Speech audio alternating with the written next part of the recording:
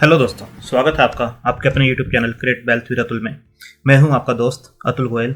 आज हम बात करेंगे टाटा ग्रुप से जुड़ी हुई कंपनी, पावर सेक्टर से जुड़ी हुई कंपनी जो काफ़ी ग्रोथ भी कर रही है और आने वाला टाइम भी उसी का है और ग्रोथ करती हुई नजर आएगी आपको।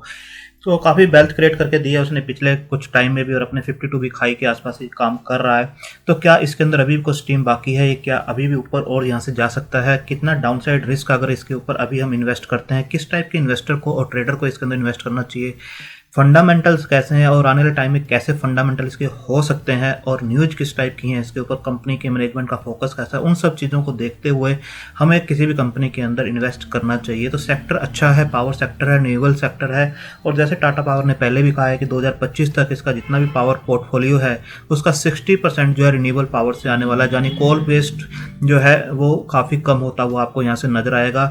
तो आप देख सकते हैं जब इतना बड़ा पोर्टफोलियो, इतना बड़ा ट्रांजिशन होता है तो काफ़ी जो है इस टाइप के सेक्टर को बूस्ट मिलता है और कंपनी को बूस्ट मिलता है। तो सेकंड जो है, अब प्राइस की बात करें पहले और उसके बाद फंडामेंटल्स की कि इसके अंदर कमी क्या है और उस कमी को कैसे पूरा करेंगे, ये उसके ऊपर बात करेंगे। तो पहले रिन्यूएबल एनर्जी है इनकी और सेकेंड जो सेक्टर है इनका वो है बैटरी से रिलेटेड, जो चार्जिंग स्टेशन से लगा रहे हैं तो उससे रिलेटेड न्यूज इसके ऊपर हैं। तो आप देख सकते हैं पावर जो प्रीवियस क्लोज था इसका 96 था और 26 फरवरी को ये बंद हुआ है 94.50, 1.56% की गिरावट के साथ। 52 वीक आई जैसे मैंने बताया उसके आसपास काम कर रहा है, 97.65 के आसपास। लो जो है 27 है, तो आप देख सकते हैं अपने लो से लगभग 3.5 गुना के आसपास शेयर ऑलरेडी हो चुका है।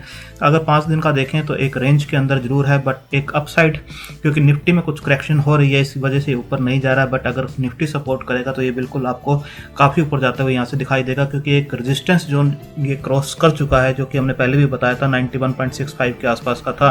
तो अभी टेक्निकल के ऊपर जरूर बात करेंगे किस टाइप से इसके टेक्निकल्स हैं, कहाँ पर हमें एक स्टॉप लॉस लगाना चाहिए अगर कोई शॉर्ट टर्म के लिए इसमें ट्रेड करना चाहता है। बट लॉन्ग टर्म में जो भी इसे लेना चाहता है, कोई भी डिप इसके अंदर आता है, चाहे वो 84 85 का हो और चाहे इवन 80 का भी हो, अगर निफ्टी वो जा करेक्ट करता है तो इसे लेकर ही चलना चाहिए।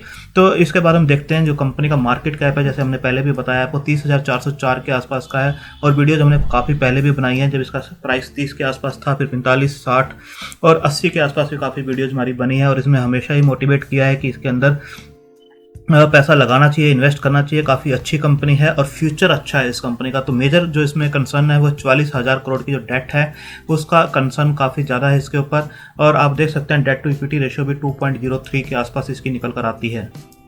डेट ही इसका एक मेजर कंसर्न है। डिविडेंड यील्ड देखेंगे 1.63 का है, दोनों ही रेशो पॉजिटिव आपको दिखाई देंगी। बुक वैल्यू भी 68 की है और बुक वैल्यू से आप देख सकते हैं प्राइस टू बुक वैल्यू 1.40 का। इसके बाद देखेंगे यहाँ पर आप देख सकते हैं पूरी जो न्यूज़ थी वो मैं नहीं रीड करूंगा। Tata Power has reduced the debt by 7552 crore in 2020 to 36,036 तो आप देख सकते हैं। और जो टारगेट है इनका वो है 25,000 करोड़ तक इसे लाने का। और कैसे लाएंगे? By creating an InvIT by selling stake in it.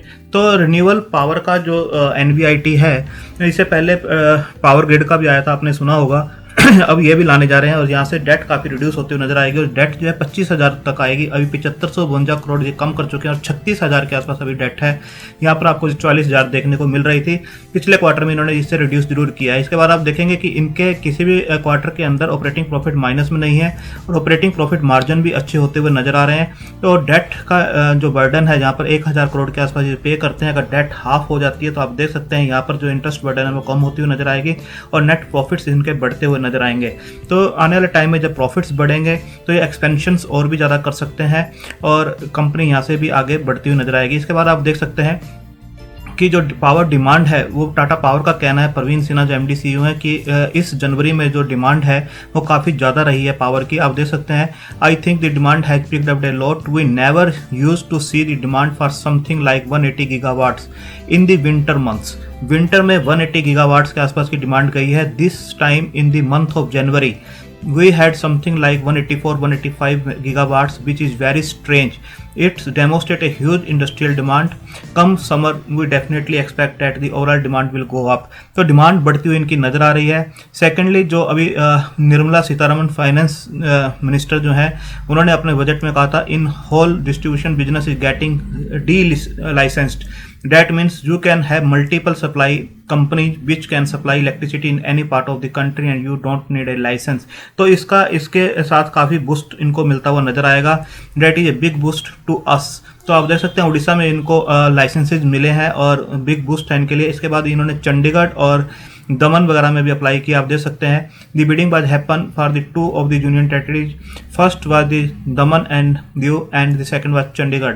Daman bid has been open and the Chandigarh bid is expected to be open by the next 2-3 weeks. तो यहाँ से भी आप देख सकते हैं इनका बेस जो है स्ट्रॉन्ग होता हुआ आपको नजर आएगा. फंडामेंटल्स इंप्रूव हो रहे हैं, सबसे बड़ी बात है. MG Hector India and Tata power इनोग्रेट्स जो है EV चार्जिंग स्टेशन लगाया गया है इनके द्वारा.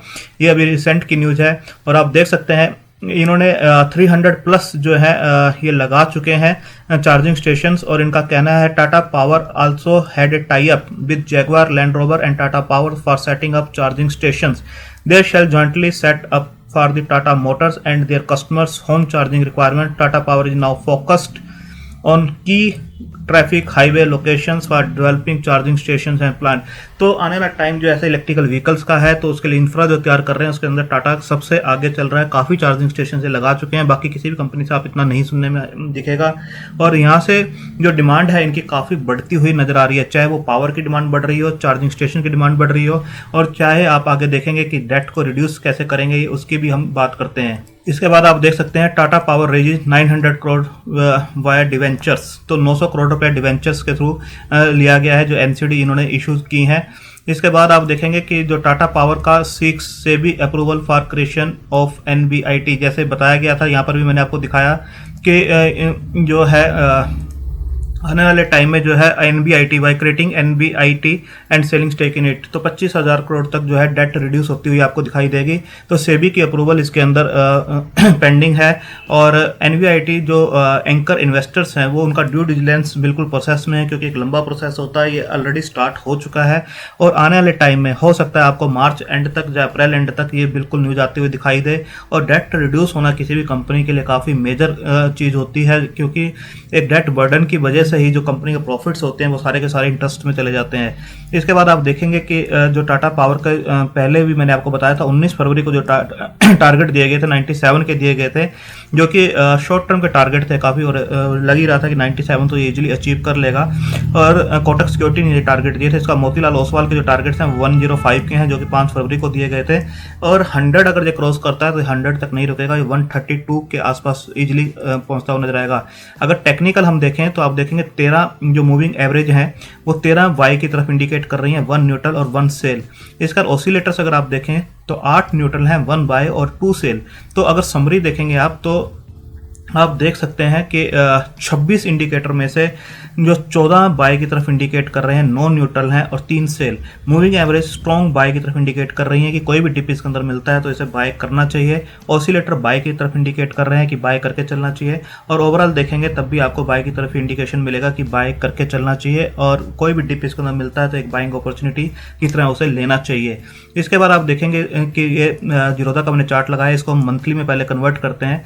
मंथली में कन्वर्ट करने के बाद आप देखेंगे कि इस लेवल से आप देखिए ये मई का लेवल है 27 रुपये जो इसने बनाया था. उसके बाद आप नेक्स्ट मंथ का इसका कैंडल देखिए, जो लो है वो हाई बनता हुआ आपको नजर आएगा, जो 37.2 इसने पिछले लो से ऊपर बनाया है. नेक्स्ट मंथ का देखेंगे 44.05, उससे नेक्स्ट मंथ का देखिए 48.35, उससे नेक्स्ट मंथ का देखिए 50.1, इसका भी देखेंगे तो 51.65 है. इसने पिछले मंथ को ब्रेक नहीं किया है. इसके नेक्स्ट का देखेंगे तो 52, इसका था 51.65, इसका है 52, इसने टच नहीं किया इसे.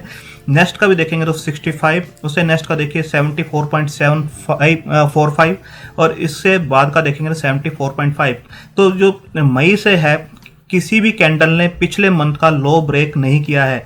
तो आप देख सकते हैं कि जब इस टाइप के जो पैटर्न बनते हैं तो बिल्कुल इससे भी ऊपर शेयर जाने का दमखम रखता है. और हमारे टारगेट्स अभी भी इसके 132 के हैं. अगर इसे वीकली चार्ट के ऊपर कन्वर्ट करके देखें तो आपको यहाँ पर भी दिखाई देगा कि जो हायर हाइज बनते हुए आपको यहाँ से दिखाई दे रहे हैं, यहाँ से आप देख सकते हैं कि 74.45 था। नेक्स्ट कैंडल देखिए 74.5, इसे देखिए 86.35 और यहाँ पर देखेंगे 89।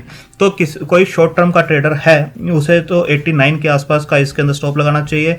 स्टॉप लॉस जो होगा 89 का, अगर इसको ब्रेक करता है तो स्टॉक थोड़ा सा नीचे आता हुआ नजर आ सकता है शॉर्ट टर्म में, बट लॉन्ग टर्म के इन्वेस्टर के लिए बाइंग अपॉर्चुनिटी होगी, उसे बाय करना चाहिए और इसमें बनना चाहिए। हमारे जो क्वार्टर होंगे जैसे जैसे इसके अंदर इसके फंडामेंटल और इंप्रूव होंगे, एनवीआईटी आता हुआ दिखाई देगा और सेकंड इसकी डेट रिड्यूस होती हुई दिखाई देगी। पावर की डिमांड जैसे जैसे बढ़ रही है, इनके मार्जिन्स अच्छे हो रहे हैं, प्रॉफिट्स अच्छे आ रहे हैं, तो इनके फंडामेंटल और भी इंप्रूव होते हुए नजर आएंगे। तो आने वाले टाइम में ये कंपनी काफ़ी अच्छी बनती हुई दिखाई देगी और मोस्ट सस्टेनेबल कंपनी ये पहले ही अनाउंस हो चुकी है। तो आप देख सकते हैं, आप अपने फाइनेंशियल एडवाइजर से डिस्कस कर सकते हैं, अपनी रिस्क टेकिंग कैपेसिटी और होल्डिंग कैपेसिटी के हिसाब से इस शेयर के अंदर पैसा लगा सकते हैं। स्लो मूव करता है ये, थोड़ा पेशेंस रखनी होगी इसके अंदर, बट आने वाले कुछ टाइम में ही ये आपको अच्छा खासा पैसा यहाँ से बना के दे सकता है। ऊपर के टारगेट्स हमारे इसके 132 के हैं, यानी अभी शेयर जो है 94-95 के आसपास चल रहा है, तो यहाँ से भी आपको 40% के आसपास के रिटर्न, 35 to 40% के रिटर्न निकाल के दे सकता है। डाउन साइड इसके अंदर काफ़ी लिमिटेड है, कोई भी डाउन साइड इसके अंदर आपको मिलता है तो एक बाइंग अपॉर्चुनिटी होगी और उसके अंदर आपको बिल्कुल बाय ऑन डिप की पॉलिसी के साथ बाय करना चाहिए, सेल नहीं करना चाहिए, कोई पैनिक नहीं करना चाहिए। तो अब अपनी होल्डिंग कैपेसिटी के हिसाब से स्टॉक को कंसीडर कर सकते हैं। थैंक यू, धन्यवाद।